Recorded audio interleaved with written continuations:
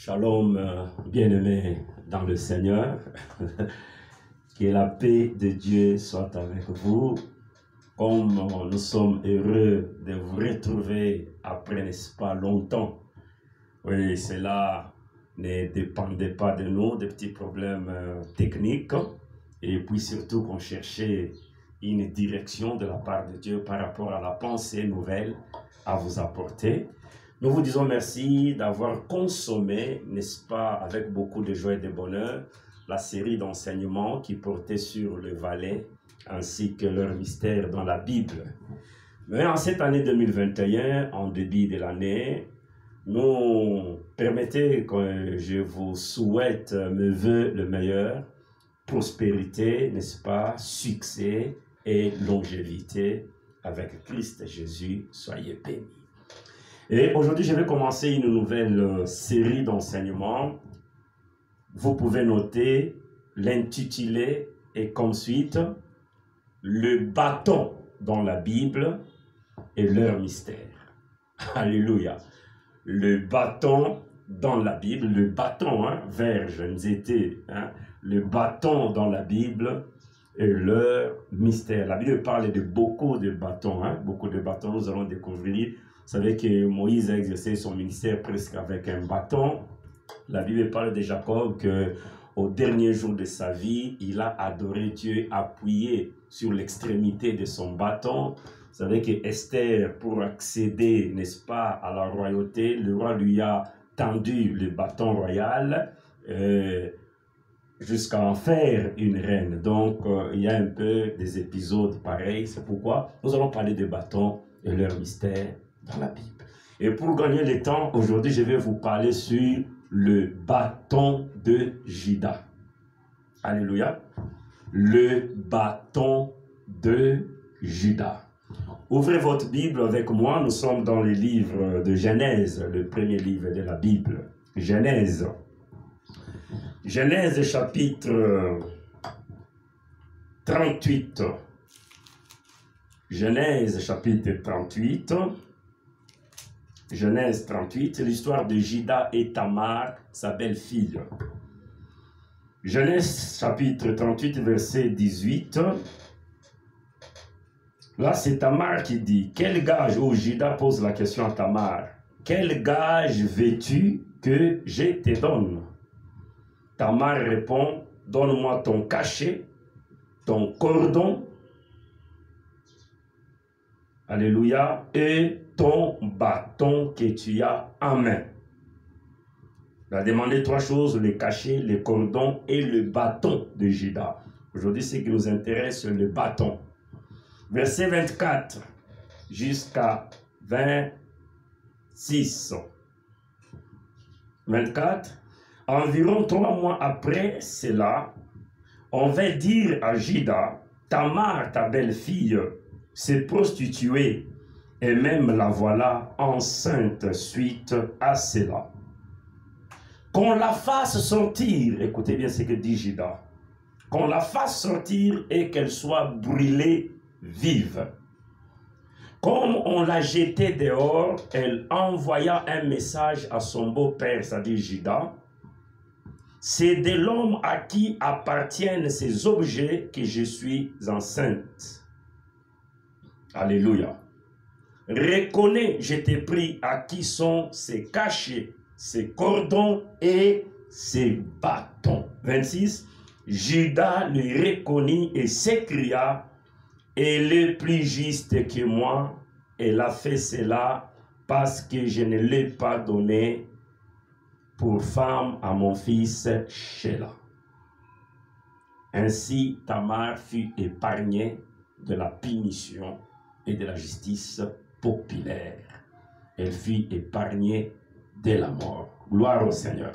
Le bâton de Juda. Pour la petite histoire, Juda avait 3 fils. Tamar était la femme de son aîné. Celui-ci n'était pas capable, n'est-ce pas, de permettre à Tamar de concevoir. Et Dieu l'avait tué. Le deuxième fils, il est venu prendre encore une fois toujours la même Tamar. Il était aussi incapable, n'est-ce pas, de permettre à Tamar de concevoir. Dieu l'a tué. C'est ainsi que Judas va épargner son cadet. Il dit, il risque de mourir comme les autres. Sheila. Alléluia. Et plus tard, comme il avait promis à Tamar, que là, quand il deviendra grand, je vais t'en donner comme mari. Les temps se sont passés, les années se sont succédées. Judas n'a pas réalisé sa promesse. C'est ainsi que plus tard, Tamar apprend que son beau-père Judas venait dans la ville. Elle s'est déguisée pour se faire passer pour une prostituée. Judas est venu vers elle, l'a connue. Avant de partir, Tamar demande un gage. Et le gage qu'elle demande, en fait, c'est le gage pour que plus tard, que ceci soit un témoignage que les responsables de ce que je vais devenir demain, c'est bien toi, Judas. Alléluia. C'est que parmi les gages, Judas va lui donner un cordon cramoisi, il va lui donner un cachet, et pour ce qui nous concerne, un bâton. Et retenez bien, c'est ce bâton qui va sauver la vie de Tamar plus tard. Alléluia. Alors plus tard, on apprend à Judas que Tamar, ta belle-fille, elle est enceinte, car elle s'est prostituée. Judas parle dans la fureur, dans la colère, qu'on la fasse sortir et qu'on la brûle vive. Qu'on la fasse sortir et qu'on la brûle vive.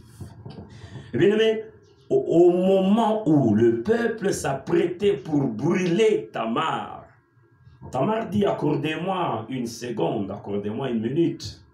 Elle va sortir dans son bagage les cordons, les cachets et le bâton.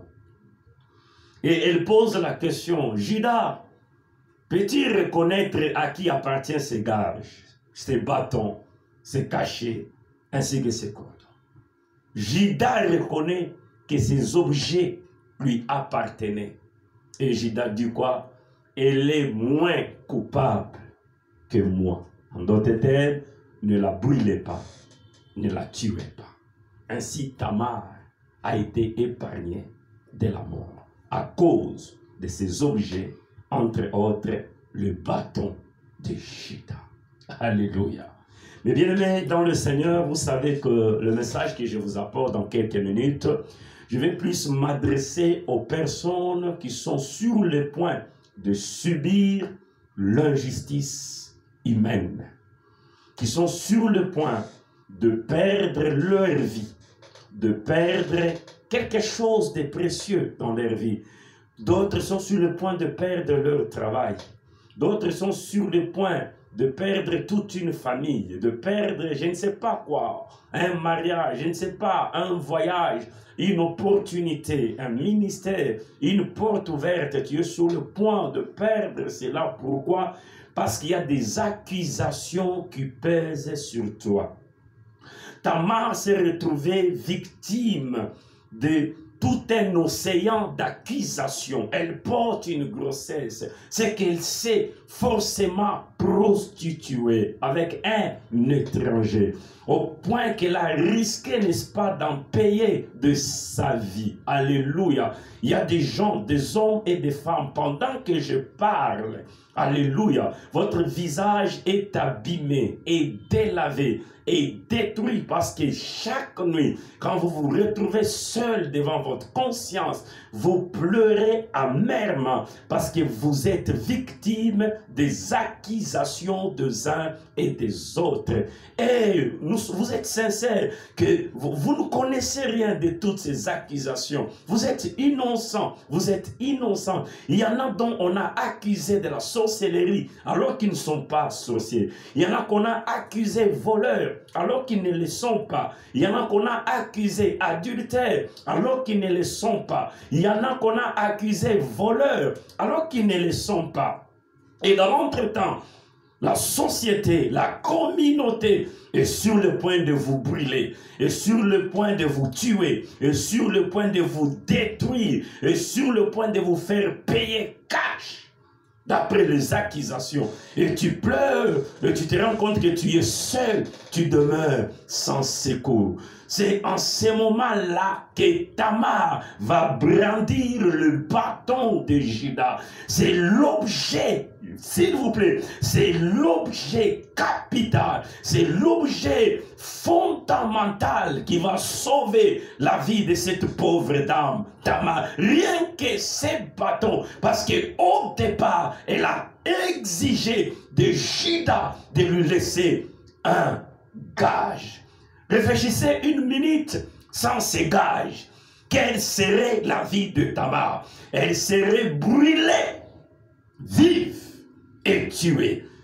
Mais la sagesse divine a fait que Tamar a exigé de Juda un gage. Et dans ces gages, vous avez le bâton. Et c'est ce bâton qui va déterminer la suite des événements. C'est le bâton de Juda qui va mettre stop, n'est-ce pas, au jugement de la condamnation. C'est le bâton de Juda qui va crier stop. Elle ne mérite pas cela. Elle est innocente. Gloire au Seigneur. Gloire au Seigneur. Aujourd'hui, mon frère et ma soeur, quelle que soit l'épaisseur, quel que soit le volume, quelle que soit la taille des accusations des uns et des autres dont tu es victime, au point que tu as perdu la joie, au point que tu perds le poids, au point que tu perds le goût de la vie, je t'apporte une bonne nouvelle. Le bâton de Juda, qui était le symbole de la justification pour Tamar. La Bible dit dans la Nouvelle Alliance, c'est Paul qui parle. Il dit, Christ Jésus a été fait pour nous sagesse, sanctification et justice. Gloire au Seigneur. Je répète, Paul dit, Christ Jésus, il a été fait pour nous sagesse, sanctification et justice. En d'autres termes, quand je parle de la justice, il y a la dimension de la justification. Lorsque nous avons accepté Dieu comme notre Seigneur et Sauveur, Dieu nous a donné un gage. Et ce gage a un nom. Ce gage s'appelle Jésus-Christ. Il est notre justification. Quand vous lisez l'épître de Paul aux Romains, il dit désormais, dorénavant, il n'y a donc plus aucune condamnation pour tous ceux qui sont en Jésus-Christ. Il dit encore par ailleurs, le même Paul aux Romains, ceux-là que Dieu a connus d'avance, Dieu les a prédestinés. Ceux-là qu'il a prédestinés, il les a appelés. Ceux-là qu'il a appelés, il les a justifiés. Ceux-là qu'il a justifiés, il les a glorifiés. Un pas en arrière, il les a justifiés. La justification par rapport à quoi? Par rapport à notre accusateur qui est Satan et qui travaille derrière le masque humain. Il nous accuse de tant de choses, au point de nous culpabiliser, au point de nous ravir, de nous confisquer la joie de vivre, au point de nous confisquer la crédibilité, au point de nous confisquer, n'est-ce pas, le respect des uns et des autres. Mais la bonne nouvelle, Christ et Jésus dans ta vie, il est le bâton de Juda. Christ et Jésus dans ta maison, il est le bâton de Juda. Avec le bâton de Juda, Tamar est justifiée. Avec Christ et Jésus, tu es justifié, il te justifie, il te justifiera. Donne-moi une bonne haine. Jésus va te justifier. Il a vu tes larmes, il a vu tes pleurs, il a vu l'humiliation, il a vu les coups que tu as reçus. Mais je t'annonce la bonne nouvelle. Christ finira par défendre ta cause, te justifier et mettre dans ta bouche un témoignage et un cantique nouveau. Demain, Christ va fermer la bouche de tes accusateurs. Je répète, ceci est une prophétie. Demain, Christ fermera la bouche de tes ennemis. Je répète, c'est une prophétie que je donne à un homme, à une femme, à une famille. Demain, Christ fermera la bouche de tes accusateurs. Écoute, je termine avec cette histoire dans la Bible.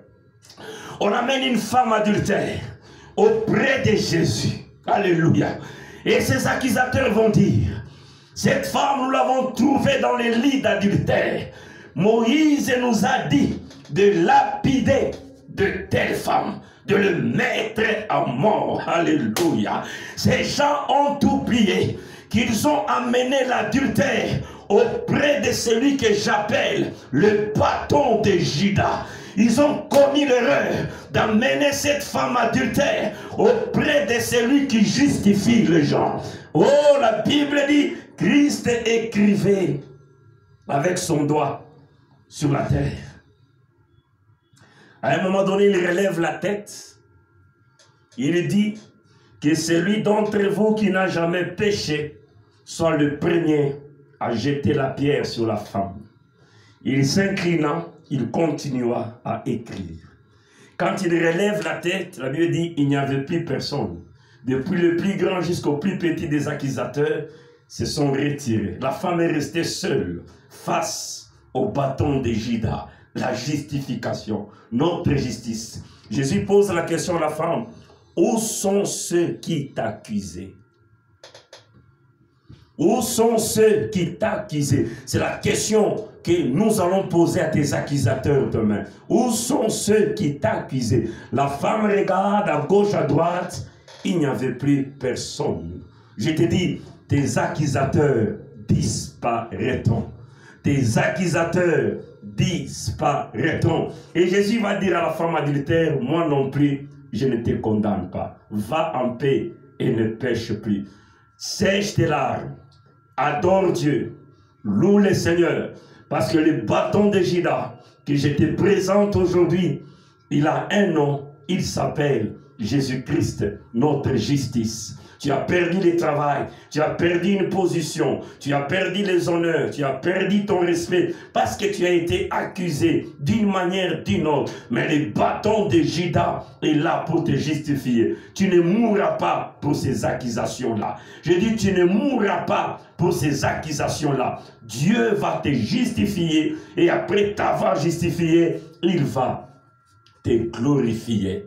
Le bâton de Judas. Je prie que le bâton de Judas soit brandi dans ta vie, que le bâton de Judas soit élevé dans ta vie, que tu sois justifié au nom de Jésus-Christ de Nazareth. Je te communique la paix du Seigneur, je te communique la joie du Seigneur, je te communique le salut du Seigneur. Alors, sois tranquille. Que les lois de famille ne l'emporte pas sur toi. Tu es trop culpabilisé dans notre famille, Christ, il est ta justification et ton salut. Au nom de Jésus de Nazareth, reçois le bâton de Judas dans ta vie et que Christ soit ce bâton qui est la justice, qui est notre justification. Je termine avec ce verset. Romains nous dit ceci. Désormais, il n'y a donc aucune condamnation pour ceux qui sont en Christ. Qui accusera les élus de Dieu? Qui les condamnera? Christ est mort pour eux et bien plus, il est ressuscité. Qu'aucune condamnation ne pèse sur toi, car demain, tu regarderas à gauche et à droite, tes accusateurs disparaîtront et la gloire reviendra à Dieu. Sois béni et à très prochainement pour le deuxième bâton. Au nom de Jésus de Nazareth, shalom chez vous.